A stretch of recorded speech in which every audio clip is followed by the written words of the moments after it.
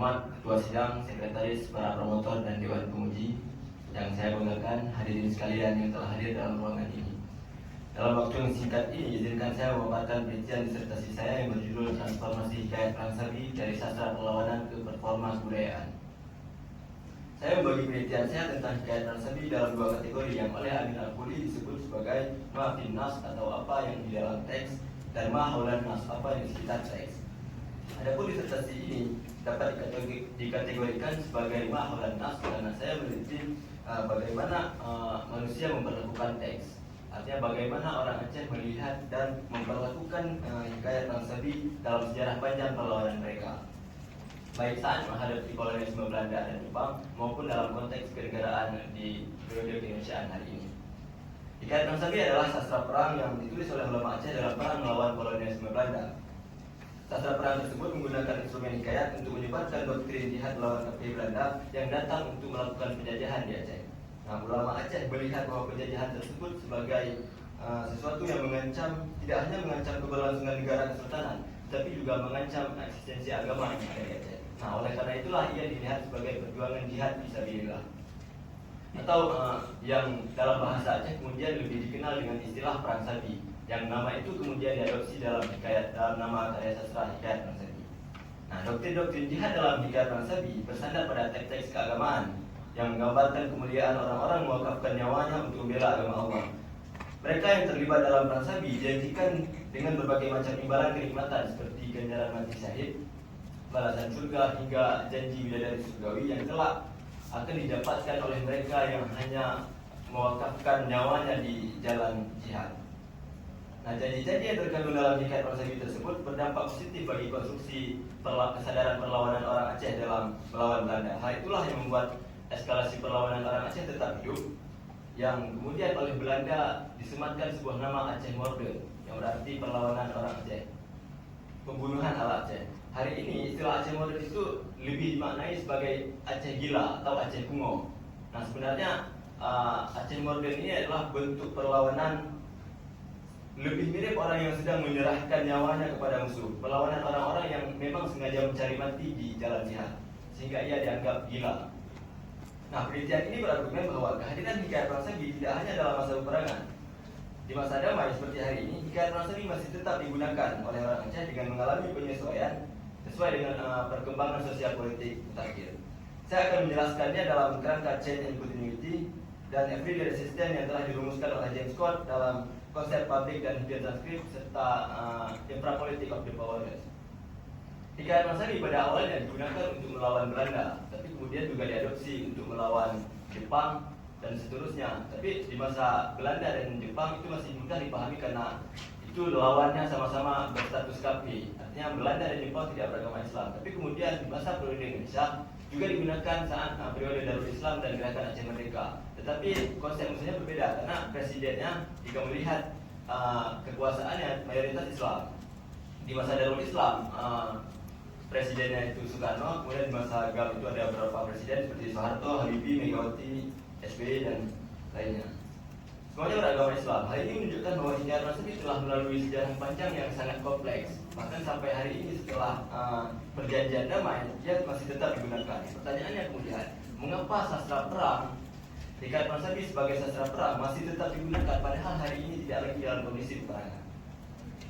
Nah, penggunaan hikayat Perang Sabi di masa damai memungkinkan karena terjadi perubahan dan atas pemaknaan persepsi jihad yang ada di dalamnya.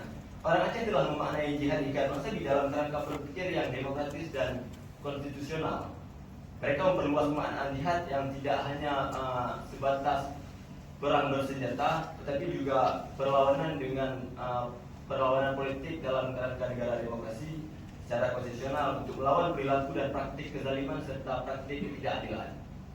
Nah, secara konseptual, apa yang bisa dipahami dari fenomena hikayat Perang Sabi di Aceh ini adalah perlawanan yang telah dicetuskan oleh ulama di masa kolonialisme Belanda memiliki spirit yang hidup dan terus menemukan ruang aktualisasi ideologisnya di masa kini.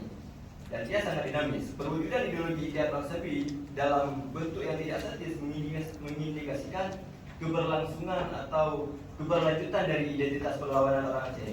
Hikayat Perang Sabi dalam arti lain telah menjadi living resistance atau perlawanan yang hidup dalam rangka melanjutkan gagasan perjuangan ideologis dengan berbagai penyesuaian dengan konteks sosial politik hari ini.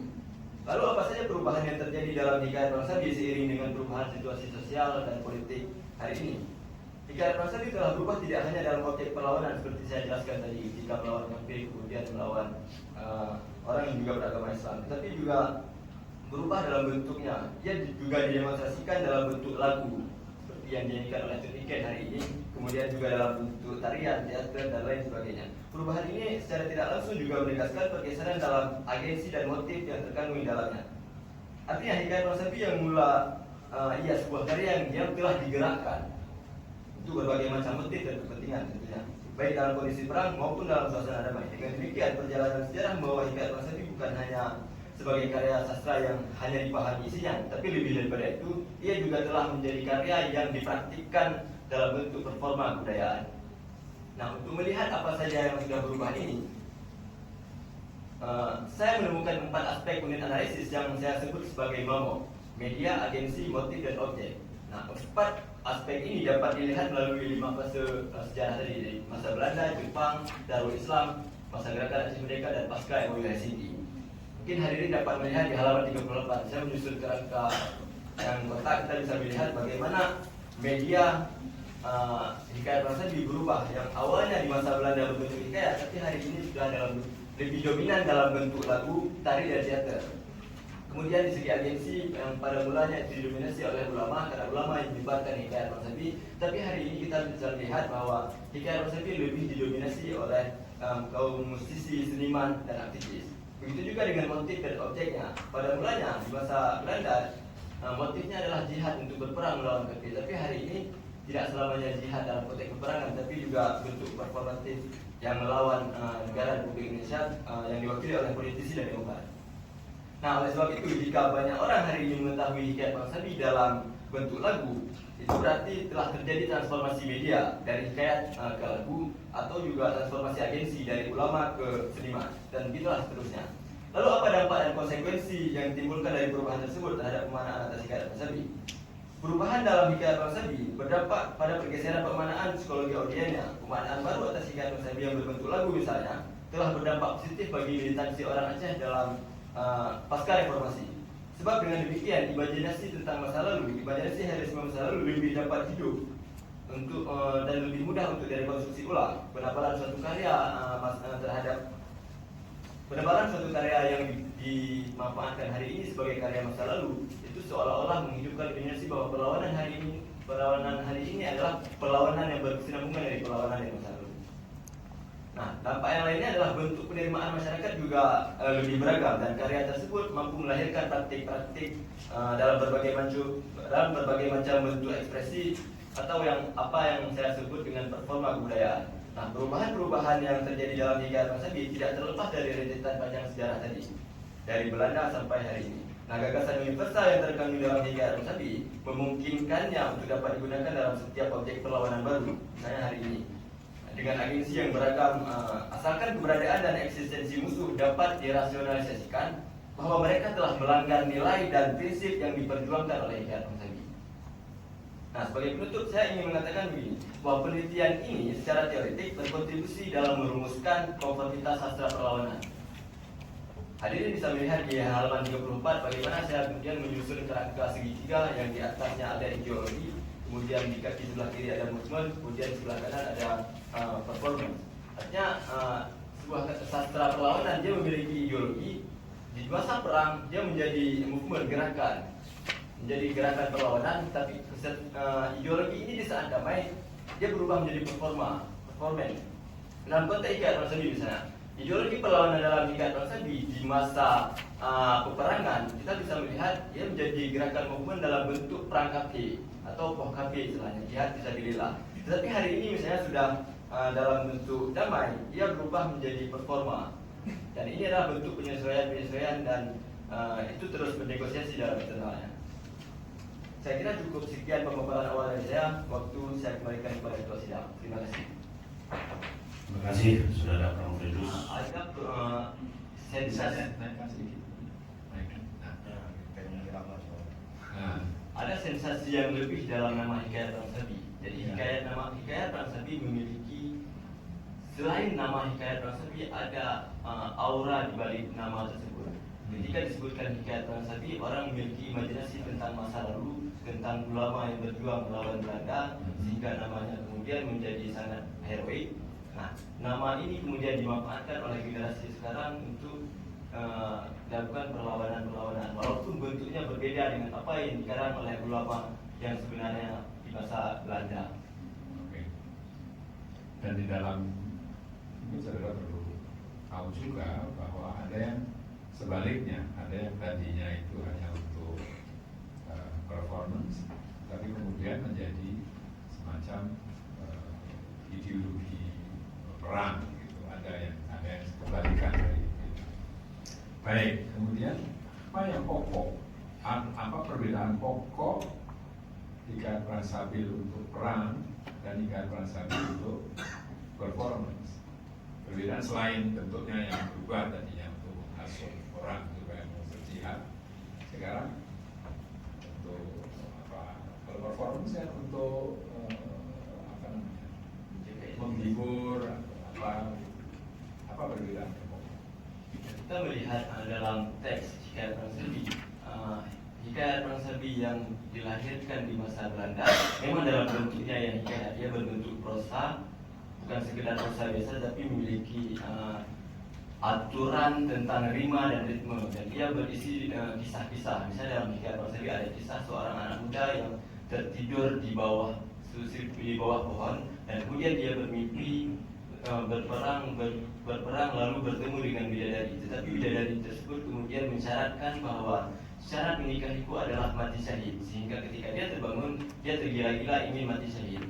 Nah, tapi hari ini cerita-cerita seperti itu sudah tidak lagi, tetapi lebih kepada janji tentang bidadari. Jadi lebih kepada langsung kepada konklusinya bahwa ini adalah janji bagi orang-orang yang syahid, tapi tidak lagi dinarasikan dalam bentuk cerita-cerita seperti dalam karya masa lalu.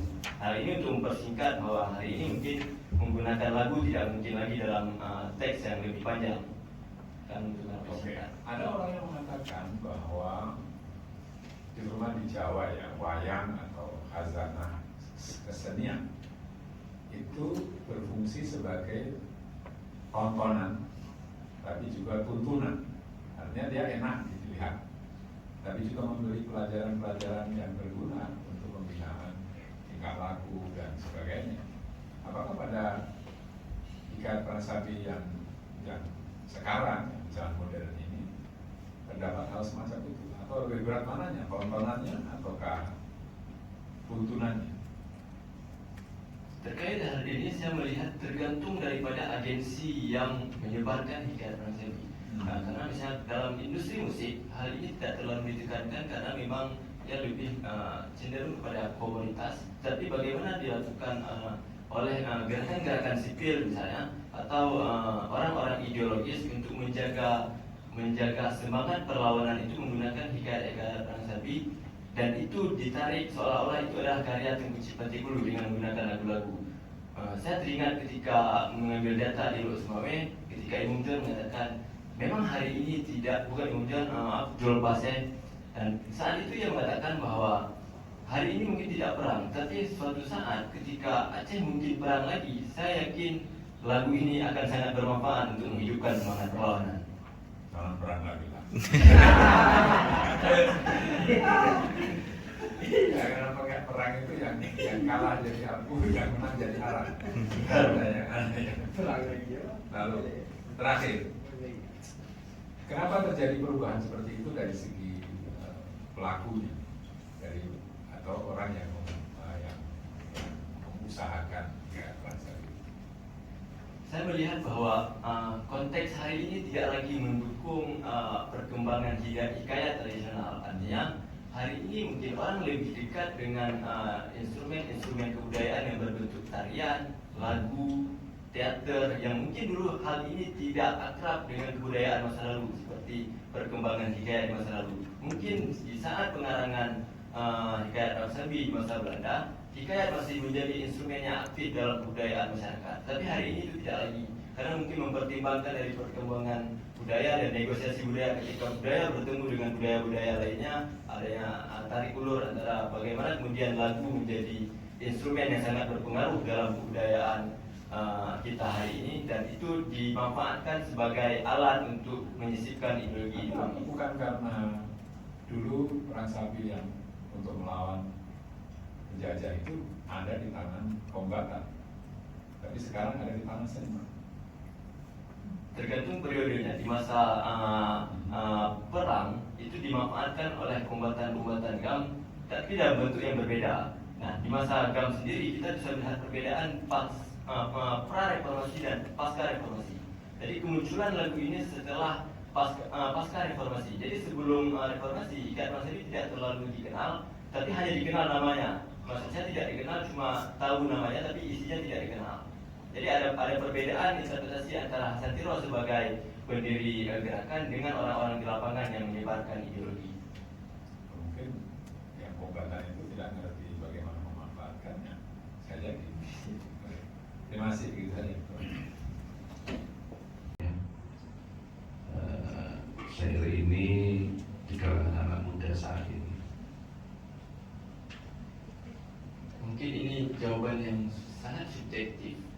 Sebagai pelaku misalnya. Jadi sebenarnya sebelum penelitian ini saya lakukan, saya juga pengguna dari lagu-lagu Hikayat Perang Sabi dengan sama teman-teman yang lain sana. Jadi ketika memang dilakukan lagu Perang Sabi ini akan membuat merinding, dan semangat itu memang muncul. Tetapi itu sebelum dilakukan penelitian. Nah, ketika saya melakukan penelitian, saya mengetahui bahwa ternyata lagu tersebut bukan karangan Tengku Cipantegulu, dan saat saya mengetahui dan imajinasi tentang masa lalu tadi seketika hilang. Nah, ketika itulah saya bahkan mungkin lagu Hikayat Perang Sabi yang saya nyanyikan tadi kalah dibanding lagu Doda Idi yang dinyanyikan oleh Nyawong misalnya. Dan itu memang sangat terbukti bagaimana kaum perempuan, ibu-ibu menyanyikan atau mendoktrin anak-anak balita dengan lagu Doda Idi ini kepada anak-anak saat menjelang tidur. Dan ini juga dilakukan oleh Siapno, misalnya Jack Colin Siapno. Dia melihat bahwa peranan lagu-lagu tersebut memang sangat berpengaruh. Ada di keterlibatan perempuan dalam konstruksi identitas perlawanan orang Aceh. Coba sekarang nyanyikan Doda Idi. Ingat nggak? Karena saya bukan pelaku, jadi saya harus lihat itu. Enggak.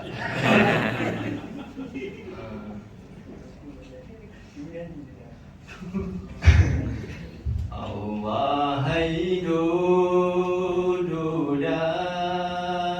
Idang selayang langkah putus dalong berjang raya muda sedang dadak. Sosok konkretnya saya tidak mengetahui namanya, tapi saya berargumen bahwa kemunculan lagu Hikayat Perang Sabi ini muncul dari pinggiran, artinya tidak dari atas ke bawah, tapi dari pusat-pusat pengajaran keagamaan seperti di daerah pesantren di Aceh.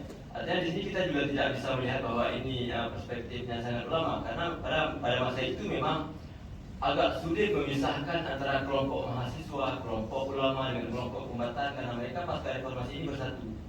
Jadi ketika aktivis-aktivis ulama-ulama Buddha atau ulama-ulama hidayah yang dekat dengan kombatan-kombatan ini, mereka seperti ada saling mengikat, saling terhubung antara masing-masing elemen ini. Dan saya melihat bahwa ada percampuran antara ideologi perlawanan dengan ideologi keislaman yang berkembang di daerah. Saat ini masih relevan atau tidak saat ini bagi generasi Z?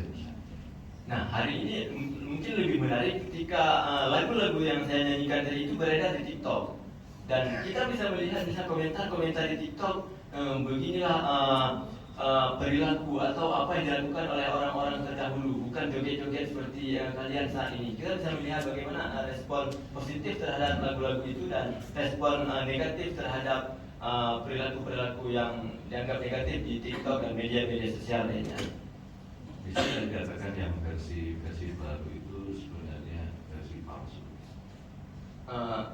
saya tidak bisa mengatakan palsu, tetapi itu bagian dari, karena dia memang yang mengatakan itu karya Tengku Cipta-Tingkulu bukan pengarangnya sendiri, tetapi bagaimana orang ketika membaca dan menyanyikan lagu tersebut dan membaca judulnya, jadi imajinasi manusia, memori manusia itu kembali kepada memori masa lalu, sehingga secara tidak langsung ia dianggap sebagai karya Tengku.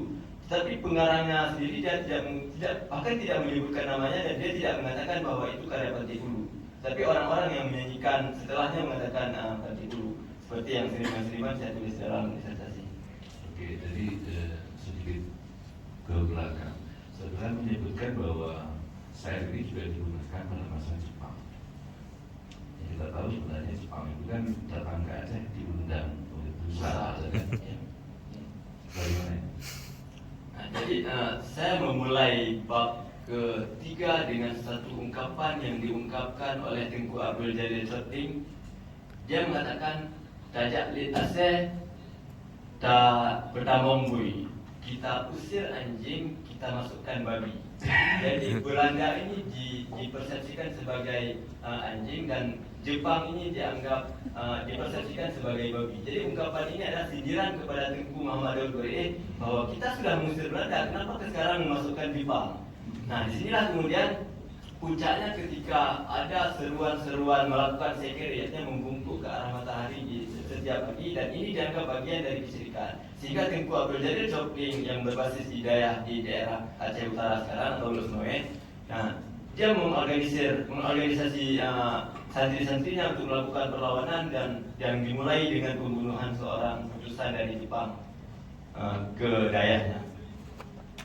Oke, sebutkan sekarang finding utamanya apa? Saya melihat bahwa jadi dalam rentetan sejarah ini, Hikayat Perang Sabi memang telah mengalami perjalanan panjang dari masa Belanda, Jepang, Darul Islam, di masa Darul Islam, di masa Lebanon, sampai hari ini. Artinya ia tidak hanya digunakan di masa perang, tetapi juga digunakan di masa damai. Dan dari situlah kemudian saya merumuskan segitiga itu tadi, konformitas sastra perlawanan, bagaimana ideologi itu di masa perang dijadikan gerakan, tapi di masa damai menjadi performa. Dan ini akan sangat membantu untuk membaca konteks karya-karya lainnya di bekas tempat peperangan. Saya kira cukup. Assalamualaikum warahmatullahi wabarakatuh. Perjalanan pulang dari Jeddah ke Penang, perjalanan pulang ke Aceh. Jadi menulis hikayat, dan beliau merupakan representasi daripada ulama yang belajar ke Makkah. Nah, di masa peperangan melawan Belanda, kita bisa melihat bahwa orang yang dilawan atau komunitas yang menjadi lawan ini adalah kafir, kemudian ingin menjadi pemimpin, artinya ingin menguasai, menjadi penguasa di Aceh. Nah, kemudian ada pergeseran di masa Jepang. Jika sebelumnya ulama itu solid dalam mengusung semangat Perang Sabi, tapi di masa Jepang itu terpecah seperti penjelasan atau disinggung Pak Ikhwan tadi. Kelompok modernis dan kelompok tradisional itu terpecah. Kelompok modernis yang diwakili oleh PSA itu cenderung pro dengan Jepang, yang diindikasikan dengan mengundang Jepang di masa tahun 42. Tapi kelompok tradisional seperti Tengku Abdul Jalil Soting, beliau tidak setuju, sehingga ia menggerakkan perlawanan, dan basisnya adalah komunitas-komunitas tradisional atau daya tradisional, bukan dari golongan modernis. Nah, pada saat Jepang kita juga bisa melihat objeknya juga dari golongan kafir, golongan kafir, karena Jepang juga tidak beragama Islam. Nah, tapi kemudian ada arus balik ketika Darul Islam. Darul Islam ini dimotori oleh gerakan modernis yang juga dipimpin oleh Tengku Daud Bre. Dia memproklamasikan Darul Islam Aceh pada tahun 53. Dan di saat yang bersamaan, golongan tradisional yang sebelumnya mengorganisasi masyarakat melawan Jepang itu tidak terlibat dan tidak setuju dengan gerakan Darul Islam. Kita bisa melihat bagaimana penolakan-penolakan terhadap Darul Islam ini muncul di kawasan barat selatan Aceh, Abu Yamuda Wali, dan lain sebagainya. Nah, dalam konteks ini yang dilawan itu bukan lagi KP, tapi konteks negara Pancasila, karena Daud Bre dan PUSA atau Darul Islam memandang Pancasila itu bertentangan dengan Islam. Nah, di sini ada pergeseran bahwa sebelumnya KP, tapi dalam hal ini ada perubahan konsep KP itu tadi. Tidak hanya identitas agama, tetapi juga dalam bernegara, dalam konstitusi negara. Nah, begitu juga dengan di masa GAM, dan itu ulama tradisional kembali menggantikan ulama modernis yang berkembang di masa Darul Islam. Ulama tradisional lebih dekat dengan kombatan karena basis-basis daya tradisional itu di pedalaman, dan itu tidak seperti Darul Islam. GAM ini tidak lagi menolak Pancasila, tetapi menolak negara kesatuan Republik Indonesia secara keseluruhan. Artinya tidak menolak ideologi negara, tetapi memang menolak negaranya dan ingin mendirikan negara terpisah. Artinya ini objeknya yang berbeda dengan antara Darul Islam dan GAM sendiri. Nah, hari ini komunitas-komunitas musisi, seniman, dan aktivis menjadi aktor utama dalam menyebarkan hikayat Ansebi, baik itu media sosial, baik melalui jalanan, pamflet, dan lain sebagainya. Nah, objeknya juga berubah kemudian karena sudah damai tahun 2005. Jadi yang menjadi objek itu bahkan orang yang menyanyikan lagu hikayat Ansebi dulu, misalnya orang GAM. Setelah perdamaian, posisi-posisi eksekutif dan legislatif di Aceh itu banyak dikuasai oleh GAM melalui Partai Aceh. Kita bisa melihat bagaimana kemudian aktivis-aktivis mahasiswa gerakan sosial melakukan demonstrasi menyanyikan lagu hikayat Ansebi, dan itu dinyanyikan untuk orang GAM sendiri yang sedang berkuasa. Artinya ada pergeseran. Nah, itu juga mewakili politisi dan birokrat. Terima kasih. Ya. Nah, dari yang Anda sampaikan itu kan ada pergantian aktor yang memakai hikayat Ansebi untuk motif dan tujuan tertentu. Nah, pergantian ini misalnya dari ulama tradisional kemudian ke modernis dan lain sebagainya, kelompok aktivis ini ada tidak bagaimana ada mendeskripsikan misalnya kontestasi sebenarnya ya, tentang tafsir dan penggunaan yang paling benar menurut mereka antara kelompok modernis, kelompok tradisional, kelompok aktivis. Siapa yang bagaimana mereka mengklaim posisi mereka posisi mereka adalah posisi yang paling benar. Bagaimana Anda bisa diskusikan di kontestasi ini?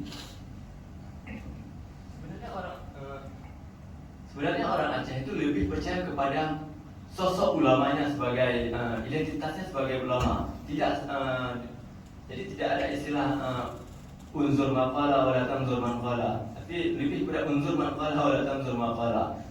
Orang Aceh itu lebih cenderung melihat siapa aktor yang mengatakannya. Jadi ketika ulama mengatakan begini dan orang Aceh cenderung lebih mudah percaya. Nah, di masa pergeseran ketika antara Belanda dan Jepang, pengaruh pendidikan modern di Aceh itu sangat berperan, sehingga kemudian PUSA ini yang kelompok modern yang pengaruh dari Sumatera Barat mendapatkan posisi strategis dalam struktur sosial di Aceh, dan itu mampu mengalahkan kelompok tradisional. Tetapi ketika mereka naik gunung dalam peristiwa Darul Islam, golongan-golongan tradisional itu justru mendapatkan ruang kembali yang telah ditinggalkan oleh kelompok modernis tadi. Jadi ulama-ulama modernis yang awalnya menguasai ruang sosial, ketika naik gunung, ruang kosong ini ditinggalkan dan diisi oleh kelompok tradisional yang kemudian berkembang untuk mendukung perjuangan GAM. Nah, kemudian di masa hari ini, misalnya di masa pasca damai, kelompok-kelompok musisi ini tinggal menyematkannya bahwa ini adalah karya ulama. Jadi ini bukan karya saya, ini karya ulama. Jadi Anda harus percaya ulama. Sehingga sebenarnya tafsiran-tafsiran ini lebih disematkan kepada sosok ulama. Makanya saya mengatakan bahwa ini tentang memori masa lalu, bagaimana ia disematkan kepada Tengku Cik Pantai Kulu sebagai ulama yang sangat berpengaruh. Padahal jika kita melihat baik-baik liriknya ya tidak seberpengaruh seperti yang dibayangkan.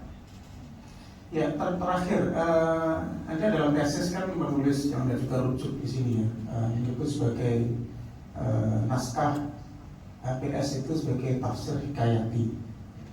Nah, dalam transformasi terakhir itu ada diubah dalam bentuk nyanyian-nyanyian dan bahkan tarian-tarian.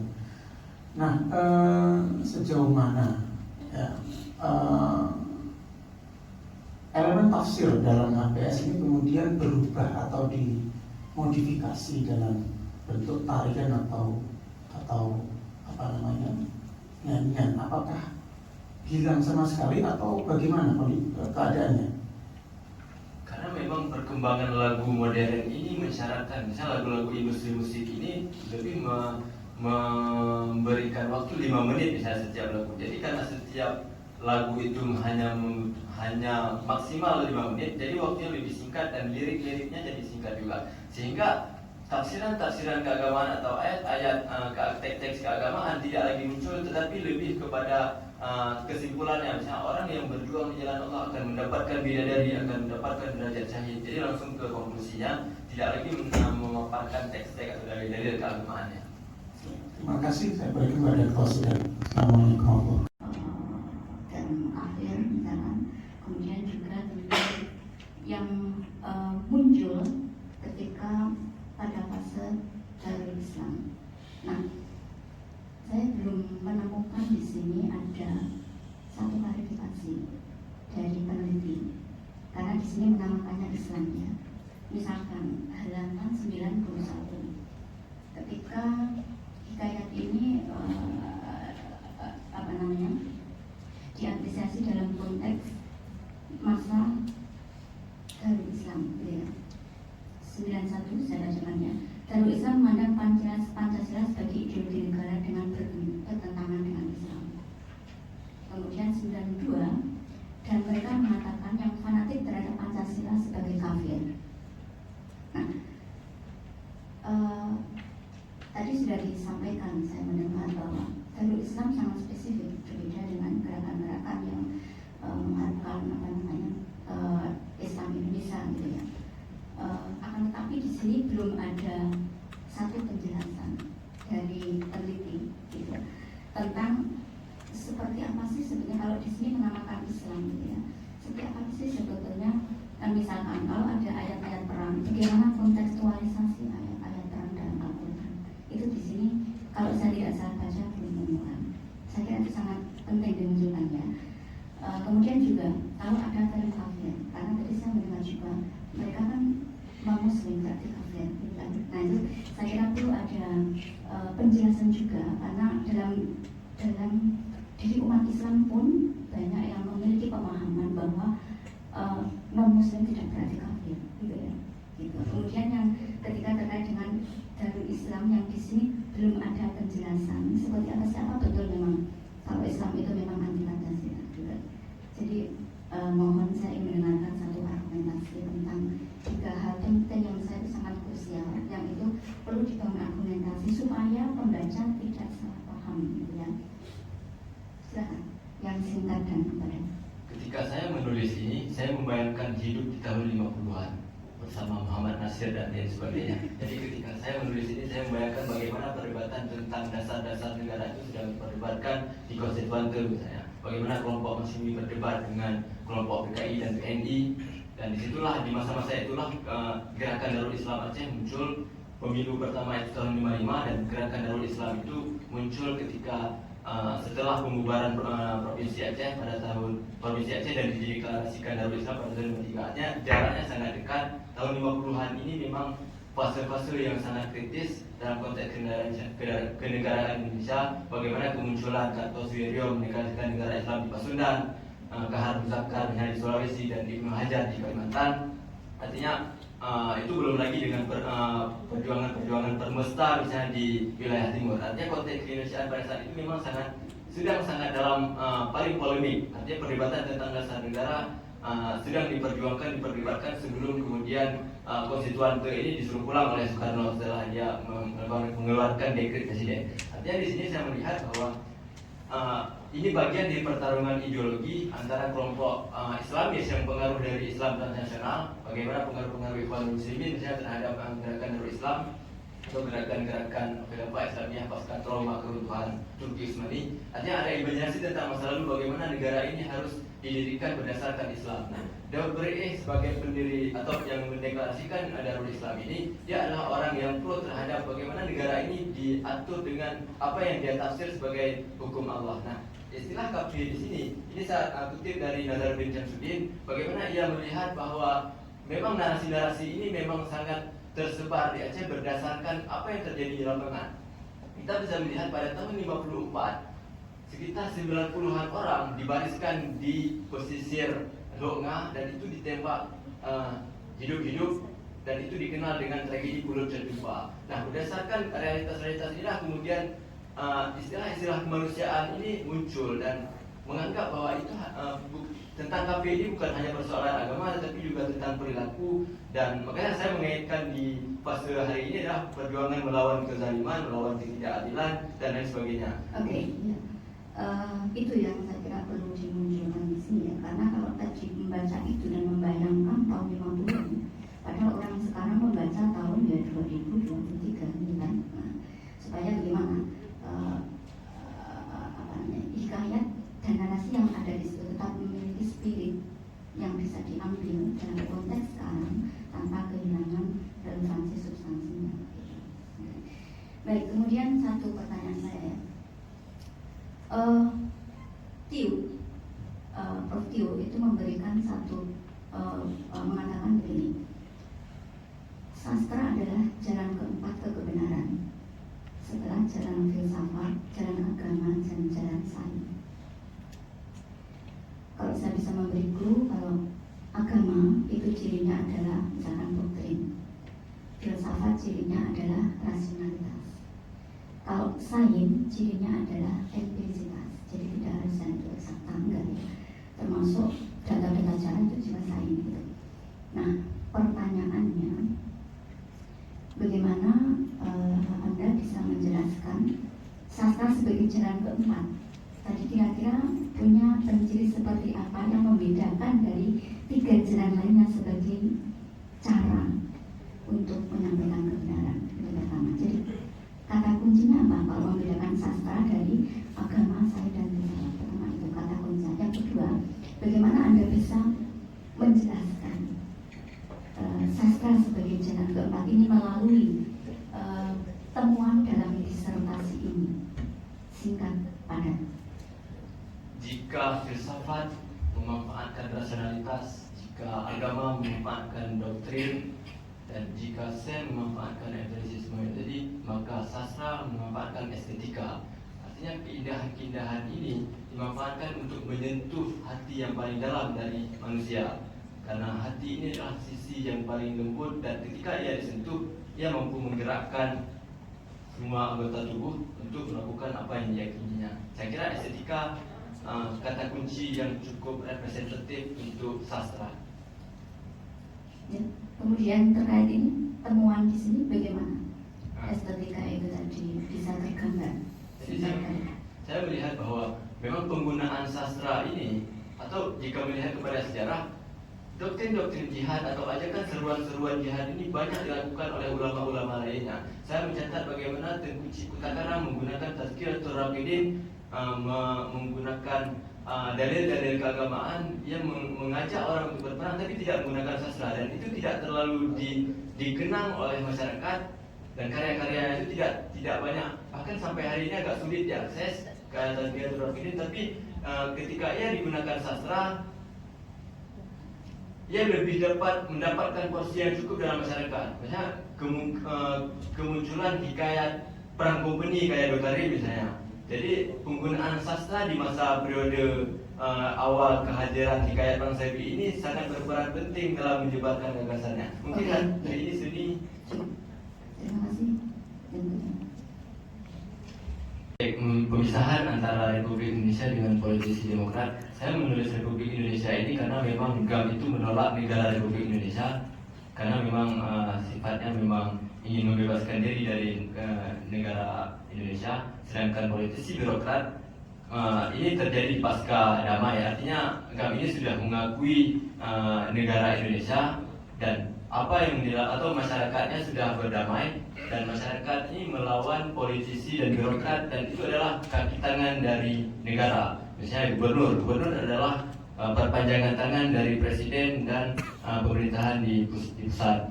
Begitu juga dengan di kabupaten, bupati dan lain sebagainya. Artinya di sini ada cara berpikir yang berbeda antara di masa perang dan di masa damai. Jika di masa perang penolakannya terhadap Republik Indonesia adalah penolakan terhadap negara, sedangkan di masa damai perlawanan terhadap politisi ini tidak menolak negara tetapi menolak praktik perilaku ketidakadilan atau apa yang dianggap sebagai kezaliman itu tadi. Nah, kemudian terkait dengan ulama dan sastrawan, mengapa ada pemisahan? Itu juga menjadi pertanyaan saya, bagaimana misalnya dulu Hamzah Fansuri ia menjadi seorang ulama yang juga mengarang karya-karya sastra yang puitik, dan isi-isinya juga sangat erat dengan pemahaman keagamaan, dan hari ini itu cenderung terpisah. Saya melihat memang semacam ada pemisahan dalam pendidikan. Bagaimana misalnya pendidikan itu tidak lagi disatukan, ada pendidikan misalnya kementerian, misalnya Kementerian Agama itu membawahi UIN dan perguruan tinggi keagamaan Islam, sedangkan Kementerian Mendikbudristek itu membawahi perguruan tinggi yang umum. Hanya di tataran pembuat kebijakan saja itu sudah melihat bahwa ada perbedaan antara yang umum dan agama. Kita sudah menjadi sekuler sejak dalam pikiran, saya kira. Bagaimana kita memisahkan bahwa matematika itu bukan lagi keilmuan Islam. Keilmuan Islam itu terbatas pada fikih, akidah, tafsir dan lain sebagainya. Tetapi kita tidak melihat teknik arsitektur, teknik mesin, teknik sipil itu bagian dari ilmu Islam juga. Jadi memang itu perubahan zaman juga mungkin karena secara peradaban kita menjadi orang-orang yang kalah, dan peradaban yang kalah cenderung mengikuti peradaban-peradaban yang lebih dominan. Saya kira demikian. Kemudian tentang pergeseran dan perubahan, sebenarnya saya tidak melihat, tidak ingin menunjukkan perbedaan secara semantik di dalam penggunaan kata pergeseran dan perubahan. Nah, saya melihat perubahan itu sebenarnya fokus pada perubahan yang terjadi pada media. Artinya perubahan itu terletak pada media. Saya menyebutnya perubahan karena memang bagi saya setelah melakukan penelitian ini, saya melihat memang ada perubahan-perubahan yang awalnya dari hikayat menjadi lagu, lagu, tarian, dan teater. Tapi pergeseran ini cara saya melihat bagaimana di bidang agensi khususnya, bagaimana ulama, kelompok modern dan tradisional terus bersaing untuk mendapatkan kepercayaan masyarakat atau menguasai ruang publik.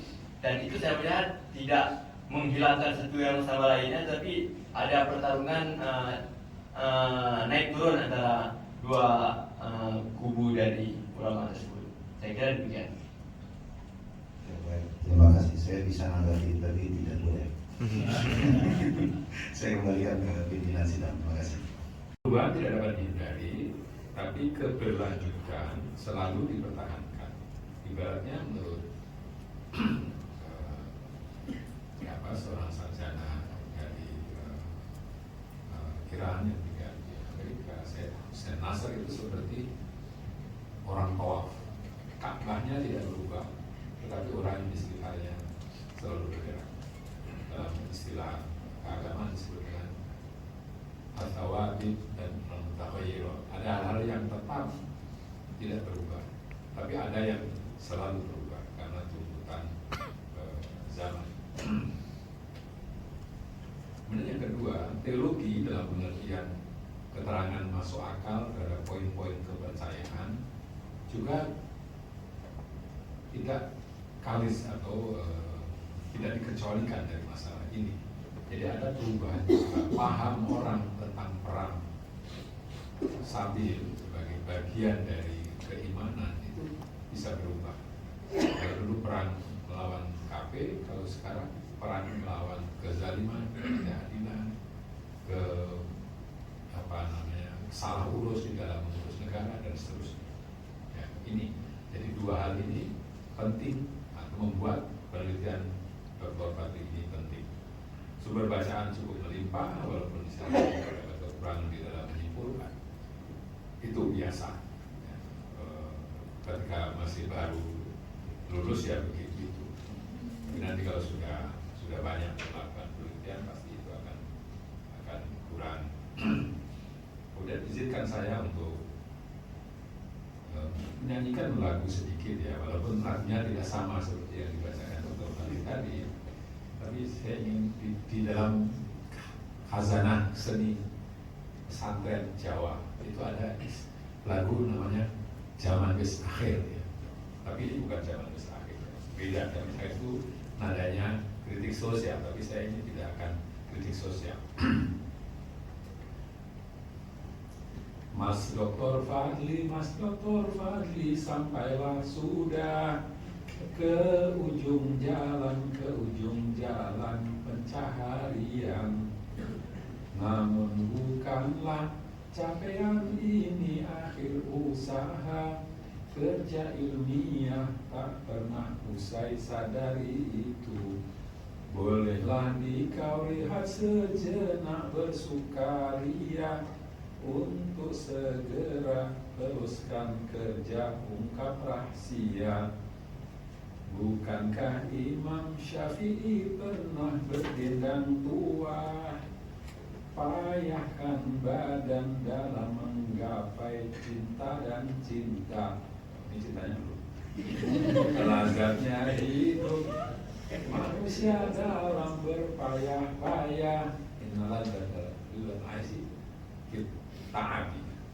Nilai hidupmu bukanlah dalam bermewah-mewah. Saya kira begitu, kurang lebihnya saya minta maaf.